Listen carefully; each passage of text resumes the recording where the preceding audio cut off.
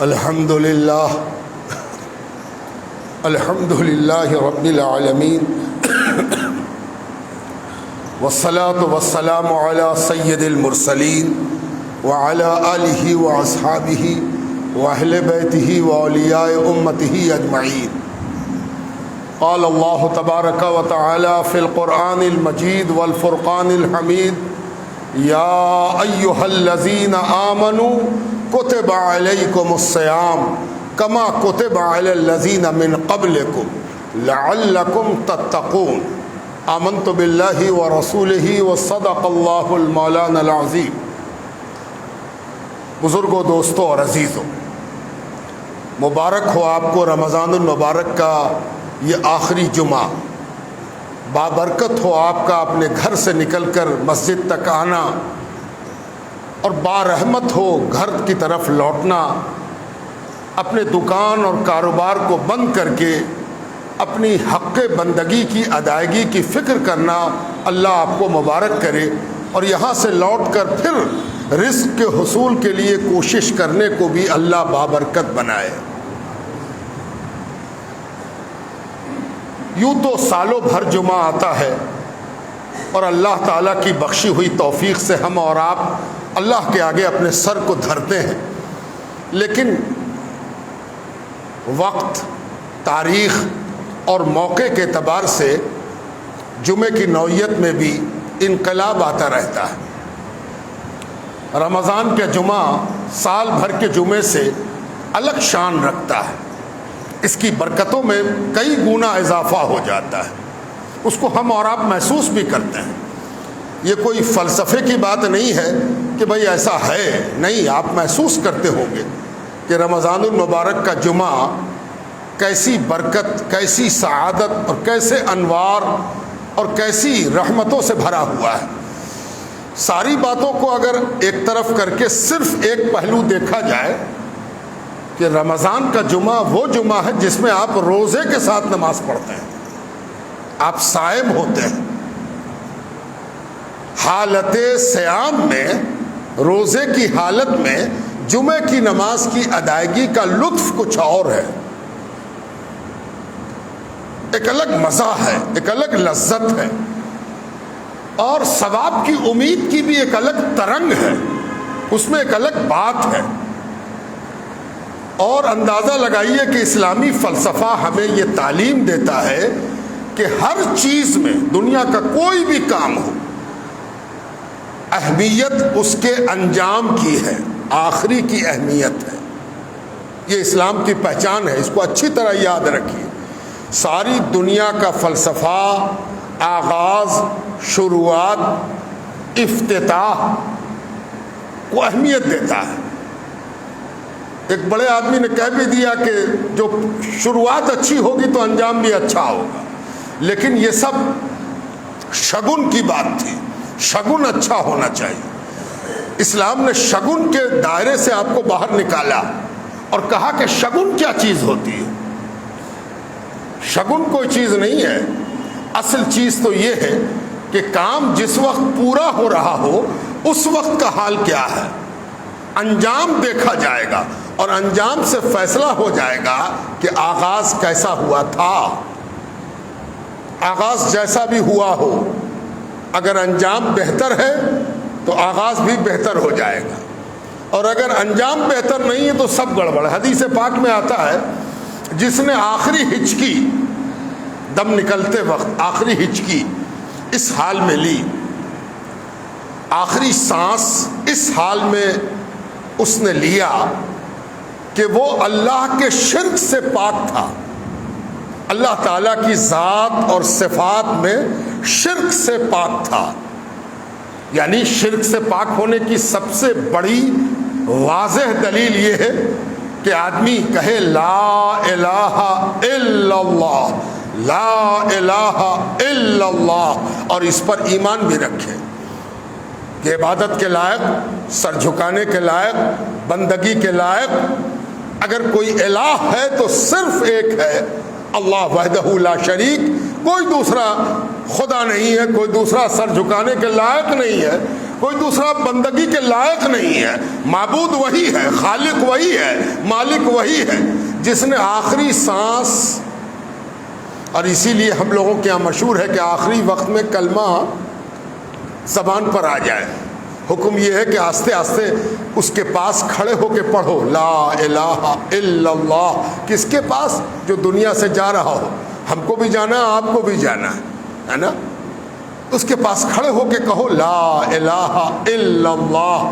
شاید کہ اس کی روح کو, اس کی طبیعت کو رغبت ہو جائے اور وہ بھی تمہارے ساتھ دوہرا لے. اور نہ دوہرا سکا تو اللہ جانے دوہرایا کہ نہ دوہرایا, لیکن اس کے کانوں میں آخری آواز تو یہی ہوگی لا الہ الا اللہ. تو کیا ہوگا؟ اللہ تعالیٰ اس کے لیے بخشائش کا فیصلہ فرمائے گا, جنت عطا فرمائے گا. کیوں بھائی؟ آخری میں ہوگا تبھی. جی, اس سے پتہ چلا کہ انجام بہتر تو سب بہتر. اور یہ فلسفہ میں نے آپ کے سامنے اس لیے دہرایا کہ آج جمعے کا انجام ہے, رمضان کا آخری جمعہ ہے. اس کے بعد اب جمعہ نہیں ملے گا, یہ آخری جمعہ ہے. اسی لیے اس کو جمعۃ الوداع کہتے ہیں, رخصت والا جمعہ ہے نا. اسی لیے اس میں بھرپور کوشش کرنی چاہیے کہ اللہ تعالیٰ سے مانگنے میں کمی نہ رہے, رونے میں کمی نہ رہے, گڑ گڑانے میں کمی نہ رہے, شرمانے میں کمی نہ رہے, لجانے میں کمی نہ رہے. اللہ تعالیٰ کے آگے جو ہے سب پیش کر دیا ہے نا. اب یہ جو پیش کرنا ہے یہ دو جذبے سے مملو ہوگا. ایک جذبہ ہوگا ایمان کا, یقین کا, وشواس کا. اگر آدمی کو یقین نہ ہو کہ اللہ تعالیٰ دیکھ رہا ہے, جس کی بندگی کرنے ہم آئے ہیں وہ ہماری بندگی سے واقف ہے, وہ ہمارے جھکنے کو دیکھ رہا ہے, وہ ہماری محنت کو دیکھ رہا ہے, وہ ہمارے شرمانے کو دیکھ رہا ہے, وہ ہمارے لجانے کو دیکھ رہا ہے, وہ میرے دل کے ڈر کو دیکھ رہا ہے, تو پھر کیا فائدہ ان چیزوں کا؟ تو بنیادی چیز ایمان ہے نا. اب ایمان اس بات پر ہو گیا کہ اللہ دیکھ رہا ہے اور اللہ سن رہا ہے اور اللہ دے گا اور اللہ دیتا ہے اور اللہ تعالیٰ سب چیز سے واقف ہے. تب پھر ایک چیز کی اور ضرورت پڑی, اس کو ہمارے دین نے بتا دیا, وہ ہے احتساب. احتساب کہ جب تم کو معلوم ہو گیا کہ اللہ تعالیٰ سے کوئی چیز ہم چھپا نہیں سکتے, تو اچھا یہ ہے کہ تم اپنے بارے میں خود اللہ سے کہو اے اللہ ہم سے غلطی ہوئی ہے, اے اللہ ہم سے قصور ہوا ہے, اے اللہ جیسا ہونا چاہیے تھا ویسا ہم نہ کر سکے, غفلت ہو گئی, بے حسی ہو گئی, لاپرواہی ہو گئی, کوتاہی ہو گئی, کمی ہو گئی. بڑا آدمی ہے وہ جو اللہ کے آگے اپنے پھٹکوں اور اپنے درار کو اور اپنی قصوروں کو اور اپنی خطاؤں کو اور اپنے گناہوں کو اللہ کے آگے رکھے, خود سے رکھے, اور اللہ کے آگے روتا ہوا معافی مانگے کہ پروردگار معاف کر دے, ہم سے غلطی ہوئی ہے پروردگار, ہے نا. یہ بڑا مرتبہ ہے, بڑا رتبہ ہے, بڑا مقام ہے. اور یاد رکھیے صرف اسی وجہ سے شیطان ہو گیا. شیطان کو آج تک اپنے قصور کا اقرار نہیں ہے, اپنی غلطی کا احساس نہیں ہے, اپنے بھول اور چوک کے اور خطا کا اس کو اقرار نہیں ہے. اور آپ صرف اس لیے پسندیدہ ہو گئے, حالانکہ آپ کے پاس ہمارے پاس زیادہ عبادت نہیں ہے, زیادہ کوالٹی نہیں ہے, زیادہ اچھائی نہیں ہے. جانتے ہیں ہمارے پاس کیا ہے جس سے ہم اللہ کے مقبول ہو رہے ہیں؟ وہ آپ کی کرنی نہیں ہے, وہ آپ کی معافی ہے. اللہ سے معافی مانگنا, اے اللہ ہم سے غلطی ہو گئی, اے اللہ ہم قصوروار ہیں, اے اللہ ہم چوک گئے, اے اللہ ہم بھول گئے, اے اللہ جیسا ہم وہ کرنا چاہیے تھا وہ ہم نہ کر سکے, ہم قصوروار ہیں. آپ کو مشہور دعا اس نبی کی یاد ہوگی. نبی جب کوئی کام کرتا ہے, نبی جب کوئی فعل انجام دیتا ہے تو وہ امت کے لیے مثال بنتا ہے. یہ غلط فہمی نہ رہے کہ نبی نے معافی مانگی تو کون سا گناہ کیا تھا. ارے نبی نے معافی مانگ کے قیامت تک کے لیے معافی مانگنا سکھا دیا کہ کیسے معافی مانگی جائے گی. ذرا دیکھیے تو ایک جملہ, ایک نبی کا جملہ دیکھیے, ایک نبی کیا کہہ رہے ہیں اس کو دیکھیے, ایک نبی کی دعا دیکھیے, ایک نبی کی عاجزی اور انکساری دیکھیے. آپ جانتے ہیں اس کو؟ لا الہ الا انت، مشہور دعا قرآن کریم، لا الہ الا انت، نہیں ہے کوئی معبود سوائے تیرے. یہاں انت آ گیا، انت مانے تیرا، تو اے پروردگار تو، نہیں ہے کوئی معبود سوائے تیرے، سوائے تو اور کوئی نہیں ہے. لا الہ الا انت سبحانک، اور تو پاک بھی ہے.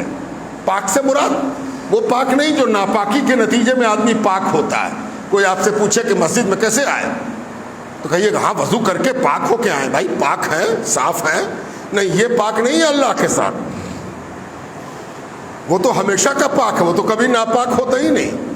یہ پاکی دراصل یہ ہے کہ تم ساری عقل، سارا شعور، ساری سمجھ، ساری بقراتی، ساری ڈگری لگا کے بھی اللہ کے بارے میں جو کچھ سوچو گے اللہ اس سے بھی پاک ہے. تم چلا چلا کے زندگی بھر کہو اللہ پاک اللہ پاک اللہ پاک، تب بھی تم اللہ کی پاکی تک نہ پہنچ سکے. وہ پاک ہے. سبحانک انی کنتم من الظالمین. نبی کیا کہہ رہے ہیں اور کیا ہمیں سکھا رہے ہیں؟ کیا کہو؟ بلا شبہ انی کنتم من الظالمین، ہم گنہگاروں میں سے ہیں، ہم خطا کاروں میں سے ہیں، ہم اپنے اوپر ظلم کرنے والوں میں سے ہیں. اے پروردگار ہم ظلم کرنے والوں میں سے ہیں.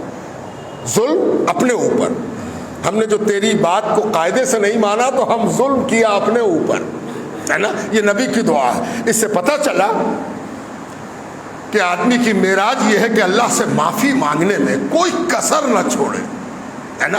اور جب معافی مانگے تو عبادت بھول جائے. ذرا کان کھول کے سنیے گا، جب معافی مانگے تو سب بھول جائے کہ روزہ بھی رکھا ہو، نماز بھی پڑھا ہے اور سجدہ بھی کیا ہے اور تراویح بھی پڑھا ہے، حافظ بھی ہے، عالم بھی ہے اور فلاں بھی ہے اور چلا بھی ہے، سب ایک طرف کیا اور اللہ کے آگے کہا انی کنت من الظالمین. کیوں نہیں کہا کہ میں نبی ہوں؟ ذرا سوچئے تو، غور کیجئے ذرا، آپ سوچئے. انہوں نے تو پہلے یہ کہا ہوتا ہے اللہ ہم تیرے نبی ہیں، ہم تیرے رسول ہیں، اے اللہ ہم تیرے خاص بندے ہیں. یہ سب صحیح ہوتا، یہ غلط نہیں ہوتا. یہ زیبا ہے نبی کو کہ جب اللہ نے نبی بنائے تو کہے کہ ہم نبی ہیں، اور جب نبی نہیں کہہ رہے کہ ہم نبی ہیں تو تم اور ہم کس گنتی میں ہیں؟ کہاں پر ہیں ہم، ہے نا. تو ہمیں کیا کہنا چاہیے؟ ایسا کہنا چاہیے کہ سب کنارے کر دیا، سب نیکی اچھائی ایک طرف کیا، ہٹاؤ یہ سب کو. یہ سب قبول ہوگا تب نا، شاید معافی قبول ہو جائے، شاید معافی قبول ہو جائے. یہ ہے آخری پہر. بڑی کڑی دھوپ ہے، بڑی زبردست موسم اس وقت چل رہا ہے. پتہ نہیں دنیا کے کس کس خطے میں.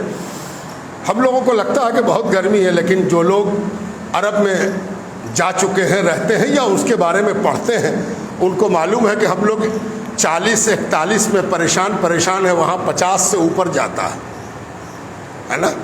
آدمی ظہر کی نماز کے لیے اگر اپنے ڈیرے سے نکلتا ہے کعبۃ اللہ کی طرف جانے میں تو لگتا ہے کہ اللہ کس چیز سے ہم گزر رہے ہیں. اور خدا نخواستہ اگر آپ نے کعبۃ اللہ کے صحن میں جگہ لوٹ لی ہے اور سمجھا کہ بہت اچھی جگہ ہم کو مل گئی، تو 1 گھنٹہ 2 گھنٹہ رکنے میں دماغ صحیح ہو جاتا ہے کہ کیا معاملہ ہے. اللہ کی پناہ، ہے نا. تو اس لیے پہلی بات تو یہ کہ آپ یہ نہ سمجھیے کہ آپ بہت زیادہ مصیبت جھیل رہے ہیں. آپ سے زیادہ مصیبت جھیلنے والے افریقہ میں اور عرب میں موجود ہیں، اور وہ اس گرمی میں بھی روزہ رکھ رہے ہیں. ان کے مقابلے میں ہم بیچ والے ہیں، ہے نا. اب ایک دوسری خاص بات سنیے. اس رمضان کا معنی آپ کے ذہن میں رہے. رمضان کا معنی لغت میں 3 ہے. 3 معنی ہے رمضان کا، اور بھی ہوگا، میرے جیسے ناقص آدمی کی نظر میں 3 ہے. پہلا معنی یہ ہے کہ رمضان اس دھوپ کو کہتے ہیں، اس دھوپ کو کہتے ہیں، اس گرمی کو کہتے ہیں، اس ٹیمپریچر کو کہتے ہیں جو فصل کٹنے کے بعد، جب فصل کٹ جائے، گیہوں کٹ جائے، دال دلہن کٹ جائے، جس کی جہاں جو کھیتی ہوتی ہو، فصل کے کٹنے کے بعد دوسرا مرحلہ آتا ہے کہ اوپر سے فصل کاٹ لی جاتی ہے، نیچے والا جڑ بچ جاتا ہے نا. اور اس سے جو گرتا ہے جھاڑ پھاڑ لٹر پٹر گھاس وہ سب کھیت میں رہ جاتا ہے. غلہ کاٹ کے کسان لے گیا، اب جو کھیت میں بچا ہوا ہے وہ کسان کے لیے ایک پریشانی کا سبب ہوتا ہے کہ چند دن کے بعد جو نئی کھیتی لگائیں گے تو یہ سب کو نوچ نوچ کے ہٹانا ہوگا۔ آپ سن رہے ہوں گے کہ پنجاب میں جو جلایا جاتا ہے یہی سب چیزوں کو، اس کی وجہ سے دلی میں آفت آ جاتی ہے۔ اب سوچئے ذرا کہ اس کے جلانے کے لیے کسانوں کو کتنی محنت کرنی پڑتی ہوگی اور کیسا جلتا ہوگا وہ کہ دلی ہائے ہائے کر رہی، کہہ رہے روکو روکو، یہ جلانا بند کرے نہیں تو دلی میں تو ایسا فوگ بن رہا ہے کہ سانس لینا دشوار ہے، سب آپ جانتے ہیں۔ لیکن آپ کو جان کے حیرت ہوگی کہ رمضان کا ایک معنی ایسی دھوپ ہے جو فصل کے بچے ہوئے جڑ کو، گردے کو، غبار کو، گھاس کو، پتوار کو جلا دیتی ہے اور نئی کھیتی کے لیے زمین کو ہموار کر دیتی ہے۔ اب ذرا اس کو اپنی طرف لائیے، ہم نے کیا کیا؟ اللہ تعالیٰ کی سب نعمت کو ہم کاٹ کے کھا گئے۔ میرے اوپر اللہ نے مہربانی کی، صحت دیا، تندرستی دیا، آمدنی دیا، آل اولاد دیا، عزت دیا، شہرت دیا، اس کو ہم کھاتے رہے، یہ سب کھایا ہم نے۔ آل اولاد کا سکھ کھایا، پیسے اور کمائی کا لطف کھایا، ہے نا، عزت و ناموس کو کھایا، صحت تندرستی کھایا، سب کھا لیا، ہے نا۔ اب بدلے میں کیا چھوڑا زمین پر؟ خالی گناہ ہے، قصور ہے، لاپرواہی ہے، بے حسی ہے جو میرے کھیت میں جمع ہو گئی ہے، باقی تو ہم کھا لیا۔ جو چھوڑ دیا وہ بے حسی، لاپرواہی، غفلت، اللہ سے دوری، نماز چھوٹی، روزہ چھوٹا، اللہ کا ذکر چھوٹا۔ اب ہم پریشان ہیں کہ ہٹے کیسے؟ یہ ہٹے تب نہ عید سے نئی کھیتی شروع کریں۔ عید کا موسم نئی فصل کا ہے، شوال سے نئی کھیتی لگانی ہے، نیا دلہن لگے گا، نیا چاول لگے گا، ہے نا، نئی کھیتی لگے گی تو کھیتوا صاف ہو تب نا۔ پروردگار نے کہا اچھا چل ہم معاف کرتے ہیں، پہلے تیرے اوپر ایسی دھوپ بھیجتے ہیں، ہے نا، جو تیرے سب ایسی کرنی کو دھو ڈالے، صاف کر دے، جلا دے، خاک کر دے، ہے نا۔ ایسا جلاویں گے کہ دوسرے کو نقصان بھی نہ پہنچے گا، ہے نا۔ تو گویا ہماری اور آپ کی سب برائی کوتاہی جل رہی ہے، ختم ہو رہی ہے نا۔ رمضان کے یہ معنی ہے، رمضان ایسی دھوپ کو کہتے ہیں جو غیر ضروری، بے فائدہ، نقصان دہ چیزوں کو جلا دے، اس کو رمضان کہتے ہیں، ہے نا۔ اب دوسرا معنی، جلدی جلدی بات ختم کرنی۔ دوسرا معنی یہ ہے کہ رمضان اس ہوا کو کہتے ہیں، آپ کے یہاں دو طرح کی ہوا چلتی، پوروا اور پچھیا، ہے نا، مانسونی علاقے میں۔ عربوں کے یہاں عرب میں ایک ہوا چلتی تھی، اس موسم میں ہوا یہ چلتی تھی کہ جو کچھ کھیت میں بچ جاتا تھا، جھاڑ پتوار جس کا ذکر ہم نے آپ سے کیا، وہ ہوا ایک خاص موسم میں چلتی تھی اور سارا جھاڑ پتوار کو اڑا کے دور لے جاتی تھی، پہاڑوں کی طرف، ویرانوں کی طرف، صحرا کی طرف، ریگستان کی طرف۔ وہ ہوا جھونکے سے آتی تھی اور اس طرح چلتی تھی، لگاتار چلتی تھی کہ سب کوڑا کرکٹ سے کھیت صاف ہو جاتا تھا اور کسان خوش ہوتا تھا کہ والی ہوا چل گئی ہے، اب نئی کھیتی کے لیے زمین کو صاف کرنے کا کام ہوا کر دے گی، ہے نا۔ عرب اس ہوا کو بھی رمضان کہتے تھے، اور اس سے بھی ہمارا اور آپ کا حال مراد ہے کہ رمضان آیا تو ہماری وہ چیزیں جو ہمارے لیے ناپسندیدہ ہیں، جو ہم کو ستائیں گی، اللہ کے یہاں عذاب دلائیں گی، اللہ کے یہاں پکڑ ہوگی، یہ رمضان اسی لیے آیا ہے کہ ایک ہوا کا جھونکا آئے اور ہماری تمہاری ساری خطاؤں کو اڑا کے لے جائے اور پھر وجود صاف ستھرا ہو جائے کہ عید کے روز منہ دکھانے کے لائق ہو جائے اور نئی فصل لگا سکے، ہے نا۔ اب تیسرا معنی رمضان کا بڑا مقدس ہے، بڑی اہمیت والا معنی ہے۔ وہ معنی یہ ہے کہ رمضان اللہ تعالیٰ کے اسماء باری تعالیٰ میں سے ایک ہے۔ اللہ تعالیٰ کے 99 نام تو آپ سنتے ہیں جو حدیث اور قرآن میں موجود ہیں، 99 نام، لیکن بزرگوں نے اپنی کتابوں میں لکھا ہے، جو محقق ہیں، جنہوں نے تحقیق کیا، جنہوں نے عمر گزاری ہے۔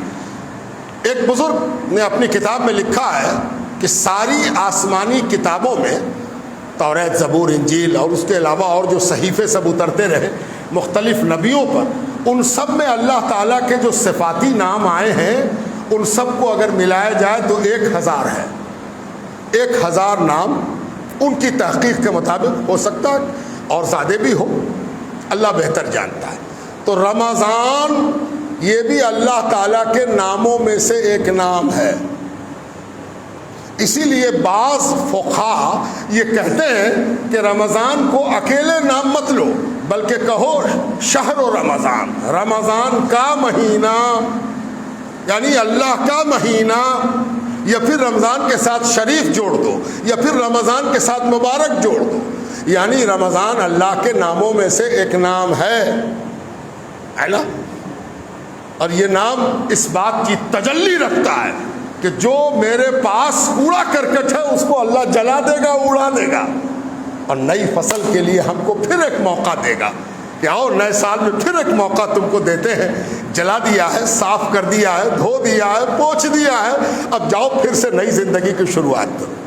بزرگوں، دوستوں اور عزیز، ہم اور آپ اس آخری جمعے میں جمع ہو گئے ہیں اور ہمیں معلوم ہے کہ روزے کا مقصد، روزہ آسان کبھی مت سمجھیے گا، رکھتے آئے ہیں، یہ سب بقراتی نہیں کہ ہم رکھتے آئے ہیں، کیسے کیسے گرمی میں ہم روزہ رکھا ہے، تم ہی روزہ رکھتے ہو، اللہ رکھوا لیتا ہے۔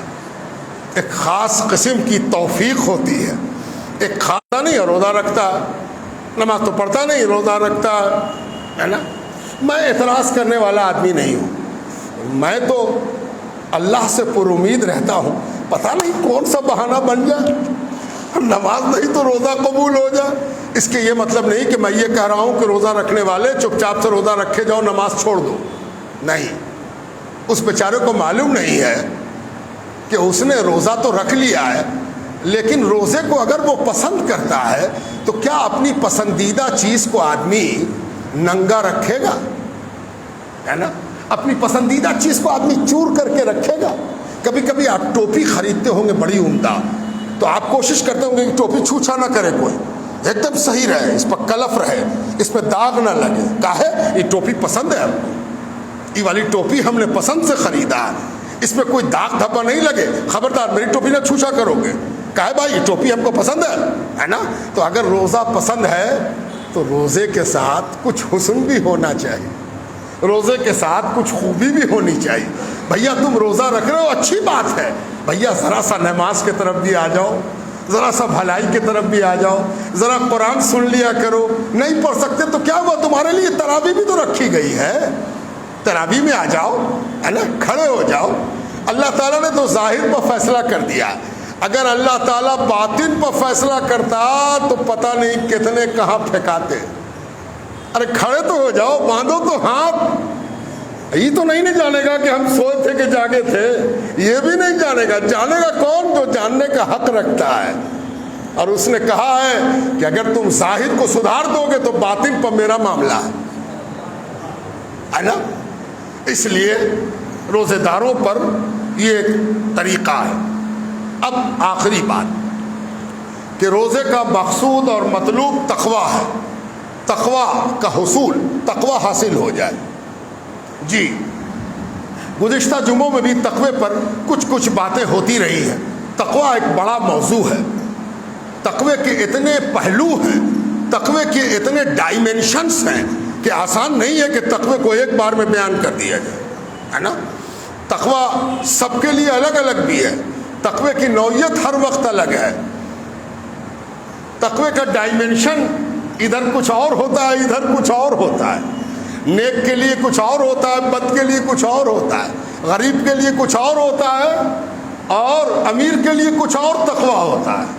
اس لیے تقویٰ کوئی کانسولیڈیٹڈ طے شدہ پتھر کی لکیر نہیں ہے، تقویٰ بدلنے والی چیز ہے۔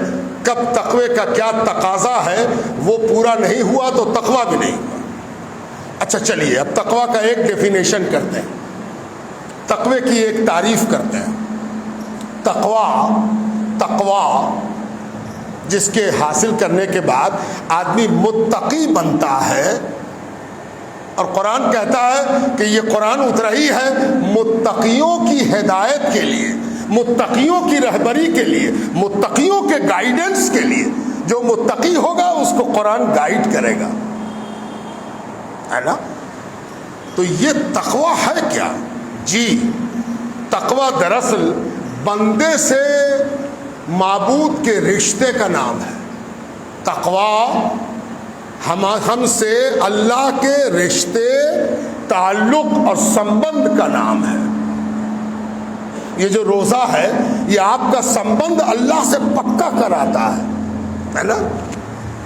ذرا غور تو کیجئے، 13 گھنٹے کا روزہ، 13 گھنٹہ کچھ منٹ، 14 گھنٹہ، 13 گھنٹے کا یہ روزہ آپ نے کس کے لیے رکھا؟ اللہ کے لیے رکھا۔ اور چنتا کس کی ہے؟ اللہ کی ہے۔ کوئی پلانا چاہے، کوئی کھلانا چاہے، کوئی لڑنا چاہے، کوئی جھگڑنا چاہے، آپ اللہ واسطے کہہ دیتے نا نا نا ہم روزہ، ہم نہیں کھا سکتے، ہم نہیں پی سکتے، ہے نا؟ آپ سامان خریدنے گئے، دکان والے نے آپ سے کہا بیٹھی بیٹھی کافی پیجیے، کافی منگواتے ہیں، بیٹھیے ٹھنڈا منگواتے ہیں، آپ کہیں نا نا ہم روزہ، ہے نا؟ یہ جو نانا کہا آپ نے، ہاں ہاں نہیں نہیں نہیں نہیں ہم روزے دار ہیں، آپ نے بتایا کہ میرا رشتہ اللہ سے ہے، ہم اللہ کو اپنے ڈیووٹڈ ہیں، اللہ کے لیے ٹرسٹڈ ہیں، اللہ کے لیے ہم جواب دیں۔ اطمینان سے ہم ٹھنڈا پیتے، آفر بھی ہو رہا تھا، بڑی دکان ہے، بڑا دکان کا مالک ہے، وہ تو ججمان پیجئے، ٹھنڈا پیجئے، گرم پیجئے، آپ نے کہا نا، آپ نے بتا دیا کہ تیرا رشتہ میرا رشتہ خریداری کا ہے، لیکن میری جواب دہی کا رشتہ اللہ سے ہے نا؟ اتردائی ہم اللہ کو ہیں، اللہ سے میرے تعلق، اسی تعلق کا نام تقویٰ ہے نا؟ اسی تعلق کا نام تقویٰ ہے۔ جی، اب حالات حاضرہ کی روشنی میں بھی چند باتیں یاد رکھیے۔ جب آپ مسجد میں آتے ہو تو آپ کے لیے بہترین طریقہ یہ ہوتا ہے کہ مسجد میں داخل ہوتے ہی جہاں جہاں بیٹھ گئے اس سے اچھا ہے کہ پہلے جائزہ لیا جائے۔ یہ باتیں کتابوں میں کم ملے گی، لیکن یہ پریکٹیکل ٹروتھ ہے۔ مسجد میں داخل ہوئے، تیسری صف میں بیٹھ گئے، صحیح نہیں ہے۔ آپ کو داخل ہونے کے بعد پہلی صف میں جگہ دیکھنی چاہیے تھی، اگر جگہ ہے تو پہلی صف میں بیٹھنا چاہیے، اور اگر آپ کو سنتیں پڑھنی ہیں تو آپ کو پہلے یہ دیکھنا چاہیے تھا کہ فرض نماز کا وقت کیا ہے۔ اگر لگے کہ فرض نماز اب قریب آ گئی ہے تو بیچ مسجد میں اللہ اکبر نیت مان لیا کہ ہم کو کون روکے گا ٹوکے گا، ہم تو اللہ کے گھر میں آئے ہوں، سنت پڑھ رہے ہیں۔ یہ بہت بڑی کامن سینس کی کمی ہے۔ جب آپ کو سنت پڑھنی ہو اور وقت لگے کہ اب نماز ہونے والی ہے تو ایک دم گوشہ پکڑیے، کنارہ، ایک دم کنارہ، اور کسی ایسی مسجد میں موجود ہو جہاں پیلر ہو، بیچ بیچ میں پایا ہو، تو کوشش کیجئے کہ کوئی پائے کے سامنے آپ کھڑے ہو جائیے تاکہ آپ کی سنت پڑھنے کی وجہ سے آگے سے گزرنے میں کسی کو تکلیف نہ ہو۔ یہ سب کامن سینس کی باتیں ہیں، اور اس کا تعلق کس سے ہے؟ تقویٰ سے ہے، اس لیے کہ آپ کا رشتہ اللہ سے ہے نا؟ اس لیے بہت سے لوگوں کی خاص عادت ہے، غور کیجئے گا، اپنے اپنے کو خود آئینے میں دیکھیے، مسجد میں داخل ہوئے اور سیدھے امام کے پیچھے آ کے سنت شروع کر دیا، اللہ اکبر، یہ بھی نہیں دیکھ رہے کہ اب نماز کا وقت ہو رہا ہے۔ یہ کامن سینس کی کمی ہے۔ بیچارے نمازی تو ہیں، اللہ ان کے نماز میں برکت دے، لیکن ان کو یہ شعور نہیں ہے کہ قمیص کا کالر اندر مڑا ہوا ہے، اس کو سیدھا بھی کر لیں۔ قمیص پہن لیا انہوں نے، کالر سے ان کو کوئی مطلب نہیں کہ قمیص کا کالر کہاں ہے نا؟ کہ اس کو ٹھیک ہونا چاہیے۔ اچھا، یہ بات میں نے ایسے ہی نہیں کہ اس کے پیچھے ایک مقصد ہے۔ جب آپ صحیح جگہ کا انتخاب کیجئے گا، صحیح طرح سے نماز پڑھیے گا، تو کسی کے ٹوک ٹاک کی ضرورت نہیں رہے گی، ورنہ یاد رکھیے ان سب چیزوں میں ٹوکنے والے بہت مل جاتے ہیں، بالکل اسی طرح جیسے قبر میں مردہ اتارا جا رہا ہو، ہر آدمی مشورہ دے رہا، داہنے کیجئے، بائیں کیجئے، پکڑ لیجئے، کھول دیجئے، باندھ دیجئے، پکڑ لیجئے، دھر لیجئے، کہ آئیے نا حضرت، ابھی نیچے آئیے نا۔ مشورہ دینے والے بہت ہوتے ہیں، وہ وقت عبرت کا ہوتا ہے۔ آدمی سوچے کہ ایک دن ہم کو بھی اتارا جائے گا، یہ سب کہا کو کوئی سوچے، وہ تو پھکٹ کا مشورہ دے رہا ہے، مشورے پر مشورہ ہے، مشورے پر مشورہ ہے۔ اسی طرح اگر آپ نے ذرا سا گڑبڑ کیا تو مسجد میں بھی مشورہ دینے والے فری کے بہت مل جائیں گے، आवाज़ सुनाई देगी, दाएं आओ, बाएं आओ, इधर आओ, बाएं आओ, फ्रंट जाओ, आगे जाओ, पीछे जाओ। इसकी कोई ज़रूरत नहीं है, लेकिन लोग करते हैं। ये इमाम का हक़ है कि इमाम आपसे कुछ कह दे, आप उसको सुन लीजिए और अपनी बात पूरी कीजिए। दूसरे को कोई हक़ नहीं। दूसरा सिर्फ इस बात की चिंता में रहे कि हमसे कोई तकलीफ किसी को ना पहुँचे, मेरा पैर दुरुस्त हो, मेरा कंधा सबसे मिला हुआ हो, बस हो गया, ख़त्म। दूसरे की जिम्मेदारी आप पर नहीं है। इसलिए दाएं आओ, बाएं आओ, ये सब ज़रूरत क्यों पड़ती है? चूँकि हम खुद गड़बड़ हैं। हम देख रहे हैं कि पहली सफ़ में जगह खाली है, फिर भी हम दूसरी तीसरी सफ़ में इत्मीनान से खड़े हैं। तो ये बेहिसी गड़बड़ है, और यही बेहिसी आगे बढ़ती है तो क्या होता है? ये नहीं सोचा कि हम कौन मस्जिद में जा रहे हैं, पहुंच गए मस्जिद में, आए, रोड पर जगह मिली, अल्लाह अकबर, रोड पर जगह, बड़े ठाठ से नमाज पढ़ रहे हैं। क्यों आप गए वहां? आपको ऐसी मस्जिद का इंतखाब करना चाहिए था जहां जगह हो। रोड पर नमाज नहीं पढ़नी चाहिए। आपको अपने नमाज की इज्जत करना सीखिए। क्यों आप इस चक्कर में है कि कोई आपको रूल घुमा के कहे कि हटो हटो हटो, रोड पर नमाज पढ़ते हो तुम लोग। उससे ईमानदारी की उम्मीद कम कीजिए। वो आपसे कह रहा है कि रोड पर नमाज पढ़ते हैं, हालांकि उसको मालूम है कि ये आदमी रोड पर नमाज नहीं पढ़ रहा है, नमाजियों की तादाद बढ़ने की वजह से रोड पर आ गया है ना। नमाजियों की तादाद बढ़ने की वजह से ये आदमी रोड पर आ गया है, मस्जिद छोटी हो गई है, बाहर आ गया है। जैसे दुकान की लाइन बाहर आ जाती है, जैसे टीका लेने वाले की लाइन बाहर आ जाती है, उसमें तो किसी ने नहीं कहा कि सड़क पर भीड़ लग गई, लेकिन वो कहेगा। तो आप इंतजार में है कि कोई कहे, कोई डंटा आपको करे कि हट चल, तो अच्छा लगेगा आपको? नहीं। तो क्या करना चाहिए? पहले मस्जिद का इंतखाब, कि हम जहाँ जा रहे हैं वहाँ कहीं रोड पर नमाज ना पढ़ना पड़े। अल्हम्दुलिल्लाह आपके पास मस्जिद की कमी नहीं है, बेहिसी है, लापरवाही है, जल्दी का चक्कर है। चलो ये खड़े हो गए, अल्लाह अकबर, खत्म हो गए, चले गए। नतीजा ये हुआ कि पूरी दुनिया में हम लोगों की जगहसाई हो रही।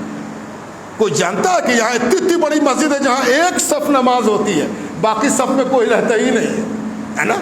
वहाँ नहीं जाएंगे, रोड पर जाएंगे। ये अपना किया हुआ कसूर है।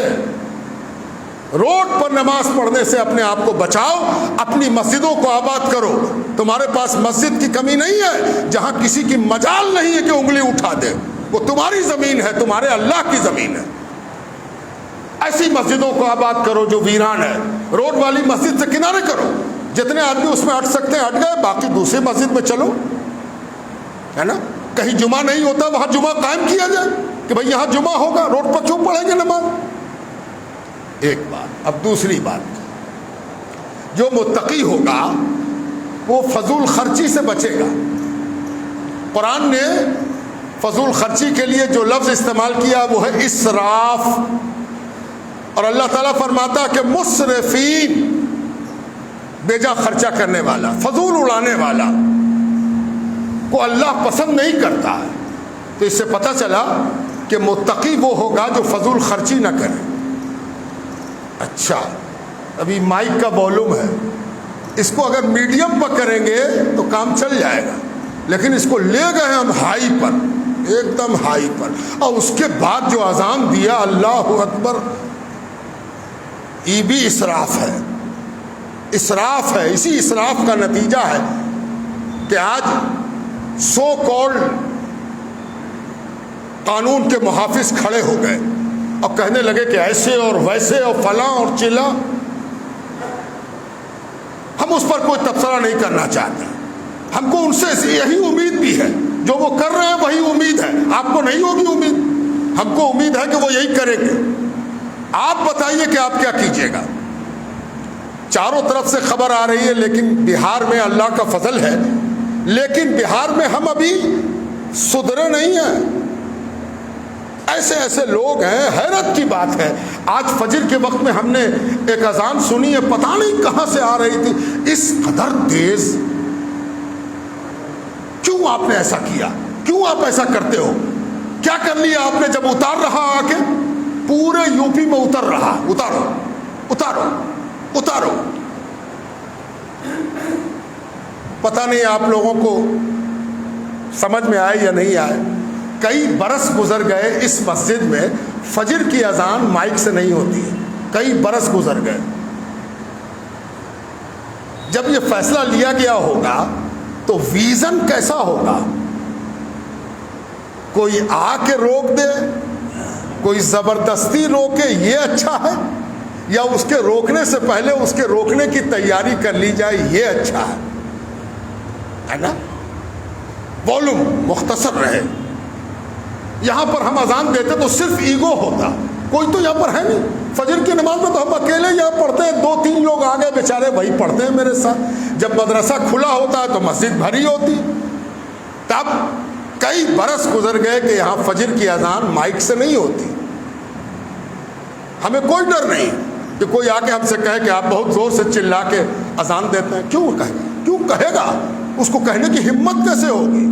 یہ مسجد ہے اور مسجد کا نظام اس طرح چلتا ہے کہ کسی کو ٹوکنے کی ضرورت نہیں پڑے۔ اب جمعے کا خطبہ ہم دے رہے ہیں، ہم کو بھی شوق ہے کہ اوپر والا مائک چلاویں۔ صحیح ہوگا؟ بالکل غلط ہوگا۔ کیوں ہم سنائیں گے؟ پھوکٹ کا خطبہ نہیں، جو چل کے آیا ہے اسی کو سننے کا حق ہے، وہی سنے گا، باہر والا کیوں سنے گا؟ ان سب میں اپنے آپ میں سدھار پیدا کیجیے، اور جب آپ خود سدھار پیدا کیجیے گا، آپ میں سے بہت سے لوگ مسجد کے ذمہ دار ہوں گے، ان کو سوچنا چاہیے کہ اچھا کیا لگے گا، کوئی آ کے اتروائے یا ہم اپنے آپ کو خود سیلف کنٹرول سے گزاریں، ہے نا؟ حالات بہت تیزی سے بدلے جا رہے ہیں اور سوچ سمجھ کے بدلے جا رہے ہیں۔ اگر ہم نے ان حالات کے موافق اپنے کو تیار نہیں کیا، خبردار کوئی ٹوکے ہم کو۔ تم کون ہوتے ہو ٹوکنے والے؟ ٹوکو گے تب جب ہم فضول خرچی کریں۔ فضول خرچی ہم کریں گے ہی نہیں، ہے نا؟ تو یہ وہ چھوٹی چھوٹی باتیں ہیں جس کے نتیجے میں آپ پر اللہ کی مہربانیاں اترنے والی ہیں۔ جمعے کا دن ہے، وقت پورا ہو چکا ہے۔ اللہ تعالی ہم سب کو اس جمعے کو کامیاب بنانے کی توفیق عطا فرمائے، فضل فرمائے۔ ایک بن کے رہیے، نیک بن کے رہیے، اپنی بھلائیوں میں اضافہ کیجیے، اپنی اچھائیوں میں اضافہ کیجیے۔ باہر میں جو لوگ موجود ہیں ہاتھ میں ان کے پکڑائیے، اس طرح نہیں کہ ان پر احسان کر رہے ہیں، اس طرح پکڑائیے کہ خود پر احسان کر رہے ہیں، ہے نا؟ فطرہ نکال دیجیے عید سے پہلے پہلے۔ اب فطرہ اس چکر میں نہ رہیے کہ 50 روپیہ بتایا گیا ہے، سوچ لیجئے کہ 50 روپے میں آپ بھر پیٹ کھا لیجئے گا، جتنے میں آپ کھا لیجئے اتنا ہی نکالیے، وہی فتویٰ ہے آپ کے لیے، بھر پیٹ کھانا ہونا چاہیے۔ اب رحمانیہ میں کھائیے گا کہ سلطانیہ میں کھائیے گا کہ فلاں میں کھائیے گا، یہ آپ جانیے، آپ جتنے میں بھر پیٹ کھا سکتے ہیں اتنا ہی فطرہ نکالیے۔ زکوٰۃ نہیں نکالی تو نکالیے، اللہ کو دیجئے، اللہ کو دیجئے۔ میں غریب کو نہیں کہہ رہا ہوں یار، جو دے رہے ہو وہ اللہ کی نظر کر رہے ہو، لینے والا غریب ہے۔ تب جا کے دیکھیے روزے کا حسن اور رمضان کا نتیجہ۔